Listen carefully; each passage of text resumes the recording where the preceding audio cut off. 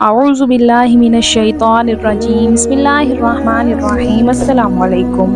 اے سننے والو، دنیا کی تاریخ میں ہزاروں بادشاہ گزرے، کسی نے چند ملکوں پر حکومت کی، کسی نے ایک علاقے پر، مگر دنیا کی تاریخ میں صرف 4 بادشاہ ایسے گزرے جنہوں نے پوری زمین پر حکومت کی۔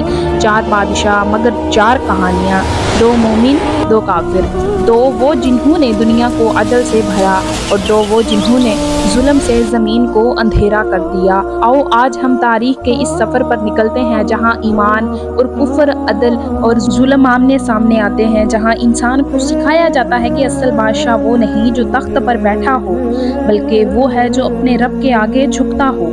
اللہ تعالیٰ نے سلیمان علیہ السلام کو وہ بادشاہت عطا فرمائی جس کی مثال نہ پہلے کسی کو ملی نہ بعد میں کسی کو ملے گی۔ ہوا ان کے حکم میں تھی، جنات ان کے ماتحت تھے، پرندے ان کے فرمان کے منتظر اور دنیا ان کے عدل سے آباد۔ ان کے دربار میں انسان بھی آتا، جن بھی حاضر ہوتا اور پرندے بھی اڑ کر پیغام دیتے۔ سلیمان علیہ السلام کا تخت ایسا تھا جس پر بیٹھتے ہی پوری کائنات ان کے تابع محسوس ہوتی، لیکن ان کی بادشاہت کا عروج ان کی عبودیت تھی۔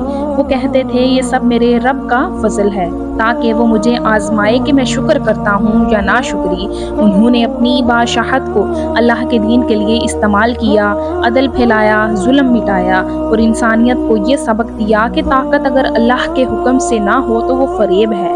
دوسرا بادشاہ ذوالقرنین علیہ السلام۔ قرآن کہتا ہے ہم نے ذوالقرنین علیہ السلام کو زمین سے اقتدار کیا اور ہر کام کا ذریعہ عطا کیا۔ ذوالقرنین ایک عادل، نیک اور ایماندار بادشاہ تھا۔ وہ مغرب سے مشرق تک گیا، جہاں سورج ڈوبتا تھا وہاں تک پہنچا اور جہاں سورج نکلتا تھا وہاں تک پہنچا۔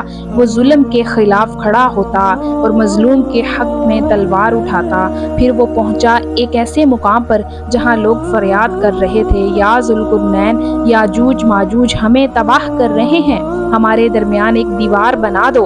ذوالقرنین نے کہا مجھے تمہارا مال نہیں چاہیے، بس تم میری مدد کرو، اور یوں اس نے ایک دیوار بنائی، ایک عظیم رکاوٹ جسے دنیا آج بھی دیوار یاجوج ماجوج کے نام سے جانتی ہے۔ ذوالقرنین نے دنیا پر حکومت کی، لیکن اس نے زمین کو عدل اور امن سے بھرا۔ اس کا نام ہمیشہ عزت کے ساتھ لیا جاتا ہے کیونکہ وہ اللہ کا فرما بردار بادشاہ تھا۔ تیسرا بادشاہ نمرود بن کنعان۔ اب آتے ہیں ایک ایسے بادشاہ کی طرف جس نے تکبر کو اپنا تاج بنا لیا۔ نمرود بن کنعان وہ شخص جس نے خود کو خدا کہلایا۔ وہ کہتا تھا میں زندگی دیتا ہوں اور موت دیتا ہوں۔ اللہ نے اسے آزمایا۔ حضرت ابراہیم علیہ السلام نے اس کے سامنے دلیل رکھی، میرا رب وہ ہے جو سورج کو مشرق سے نکالتا ہے، تو اگر تو خدا ہے تو اسے مغرب سے نکال کر دکھا۔ نمرود خاموش ہو گیا، اس کا غرور پاش پاش ہو گیا۔ پھر اللہ نے اسے ایک چھوٹے سے مچھر کے ذریعے ہلاک کر دیا۔ وہ مچھر اس کی ناک میں داخل ہوا اور وہ بادشاہ جو دنیا پر حکومت کرتا تھا زمین پر تڑپ تڑپ کر مر گیا۔ یہ انجام تھا اس بادشاہ کا جس نے کہا تھا کہ میں خدا ہوں۔ چوتھا بادشاہ بخت النصر۔ بخت النصر ایک طاقتور بادشاہ تھا، بابل کا حاکم۔ اس نے یروشلم پر حملہ کیا، اللہ کے نبیوں کی قوم کو قید کیا اور بیت المقدس کو جلا ڈالا۔ اس کا ظلم آسمان تک جا پہنچا، لیکن اللہ کی پکڑ بھی سخت ہے۔ ایک دن اللہ نے اس سے بادشاہت چھین لی، اس کی عقل جاتی رہی۔ وہ 7 سال تک جنگلوں میں پھرتا رہا، جانوروں کی طرح گھاس کھاتا رہا۔ پھر اللہ نے اسے واپس ہوش دیا اور تب اسے احساس ہوا کہ حکومت انسان کو نہیں سنبھالتی، اللہ سنبھالتا ہے۔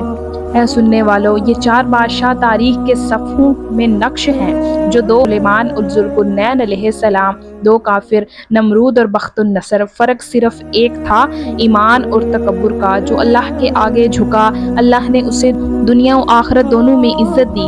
اللہ نے اسے مٹی اور جو خود خدا بن بیٹھا، اللہ نے اسے مٹی میں ملا دیا۔ لہٰذا سنو، تخت، تاج، طاقت سب فانی ہے، اصل بادشاہت صرف اس کی ہے جو عرش پر ہے، جو کہتا ہے آج بادشاہت کس کی ہے؟ صرف اللہ واحد و قہار کی۔ اے اللہ، ہمیں نمرود جیسا متکبر نہ بنانا بلکہ سلیمان جیسا شکر گزار بنا دے۔ ہمیں ذوالقرنین جیسا عادل بادشاہت کا شعور دے اور بخت النصر جیسا انجام ہمیں کبھی نہ دکھا۔ آمین یا رب العالمین۔